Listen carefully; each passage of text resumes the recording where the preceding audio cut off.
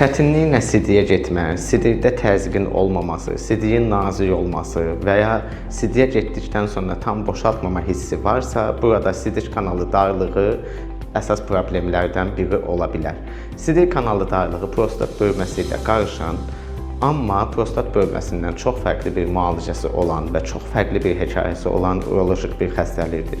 Sidik kanalı darlığı daha əvvəl keçirilmiş prostat cərrahiyyəsi, sidik hissəsi cərrahiyyəsi və ya digər cərrahi əməliyyatlarda kateter taxılması sonrası və ya bir avtoqəza, yüksəkdən düşmə, velosipeddən yıxılma sonrası illər sonra belə ortaya çıxa bilən sidik kanalının daralması ilə müşahidə olunub sidiyə getməkdə çətinlik göstərən bir xəstəlikdir.